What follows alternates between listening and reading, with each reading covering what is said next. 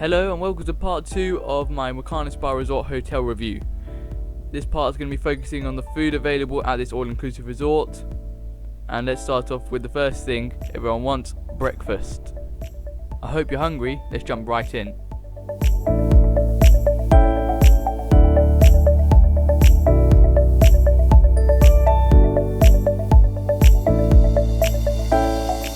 Breakfast in Mukarnas is served in the main restaurant, which is floor -1, between 7 and 10 o'clock, but then they do have something called the late breakfast, which goes on until 10:30. And don't worry about trying to memorize all of these timings, it's all put on the Mukarnas app, which I mentioned in part 1. Breakfast generally includes a nice hot cold selection with things such as eggs and omelettes, to things like crepes and pancakes, to things kids might like such as cereal. Most of these items are generally cooked right in front of you and then served straight to you, which is quite nice. However, there was one thing I couldn't get my head around. The chips they serve during breakfast. I guess some people have some weird breakfast. And I suppose the hotel does do a good job of catering for all of these different desires.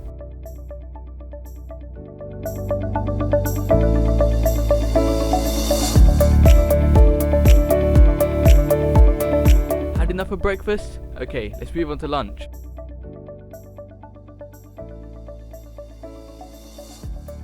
There are many different places to grab a bite to eat around the hotel for lunchtime, the main restaurant being one of them. However, there was a rule saying that you're not allowed to walk around the main restaurant in swimming clothes, and if I was on resort at that sort of time, I would have been in swimming clothes.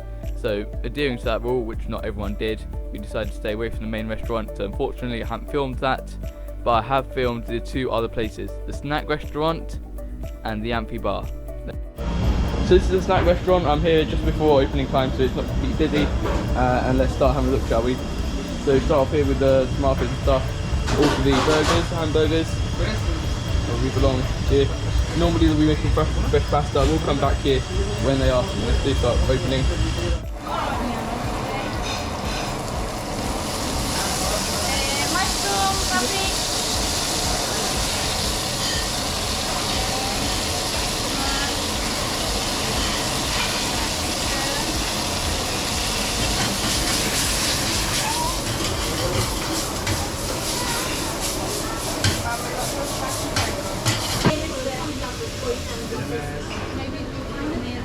And then here, grilled fish.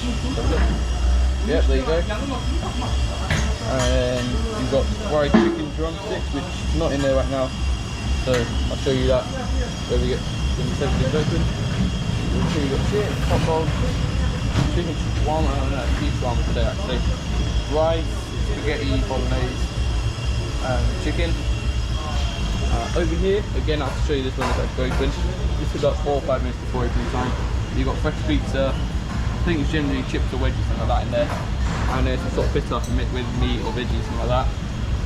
Over here we've got lots of salads.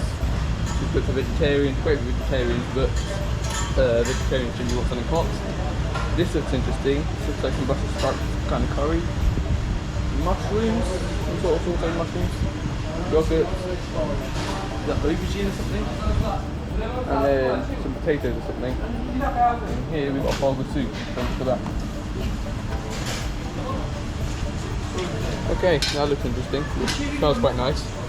Might try that later. And then cutlery and bread to go with it. So a little bit later I'll just come back round and show you what the chicken drumsticks, the pizza, wedges and pita look like. So that is a snack restaurant which is open from 12 till 2 and it's generally for people who have just been in the pool or the beach, somewhere like that, and want to grab a bite to eat.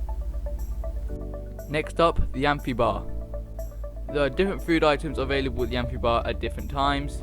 There is generally a schedule at the entrance of the amphi bar, so check that out to see what you want and when it is. It's called Turkish bread. Oh, Turkish bread? Yeah. It's like donut bread. Good Turkish. Okay. There's something for everyone at the amphi bar, with things that are more home-like such as ice cream, to things that are more authentic such as the Turkish bread, and something called gözleme, which is like a crepe filled with either cheese or chocolate.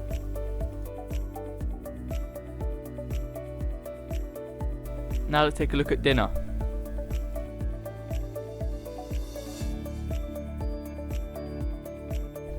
Dinner at Mukarnas takes place in the main restaurant, and if you've been watching the series from the beginning, you'll know that there's many different theme nights there, including Turkish night, love night, white night, Italy night, Asian night. I could be here for a while saying them all. So if you're worried that all-inclusive might get a little bit boring after a little while eating the same repetitive food, you'll be wrong in a sense when it comes to dinner here at Mukarnas, because there's a large variety and it's something different almost every time. However, I have one slight issue with this. There are labels telling you what each item of food is, however there is no label telling you what the ingredients are for each item. This poses a little problem for people with dietary requirements, vegetarians, vegans, etc. as something may look vegetarian or whatever you might be, but there may be some sort of secret ingredient that you're not aware of. There is a special dietary requirements area, however I noticed that was basically the same every single day, so that would have got quite repetitive and boring. And if you try to ask one of the members of staff around, first of all they're quite busy, which I'll get onto later, and second of all there's going to be a language barrier sometimes, and sometimes they didn't even know what's in it themselves. So perhaps to make it easier for everyone to know what's in each item of food, just having some ingredients lists for each item of food might be a good piece of improvement for the dinner service. Every time I tried to film dinner service, I got there as early as possible to try and film when there was less of a crowd. The first time I tried to do this was Asian night.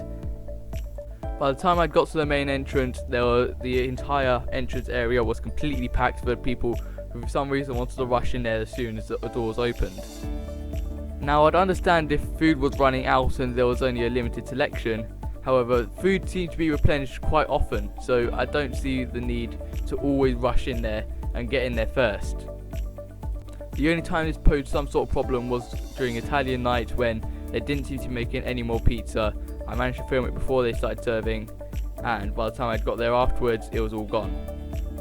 But do I want to try and rush into a dining hall for a slice of pizza? I don't think so.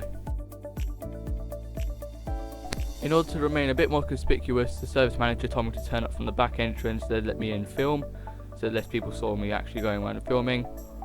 I turned up around 15 minutes early to try and film, and by the time I finished and come back out, you can guess what happened. There were people huddling around the back entrance ready to get in. It's not exactly a competition to get in first. I don't really see the need to rush in like that.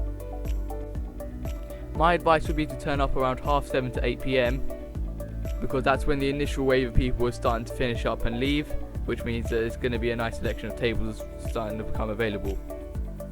I did want to try and talk to some of the servers, the staff and the chefs, however generally they were quite busy and had a lot of things to do, so didn't want to disturb them and take them away from what they were actually doing.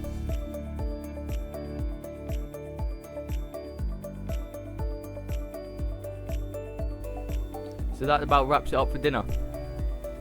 Okay, to summarise for food overall, breakfast may have been slightly repetitive at times, but overall was quite good. Lunch was available at a multitude of different places, so overall that was quite nice as well. There was a large variety. And dinner with as many different themed nights was always great, and it was always something different for every single day.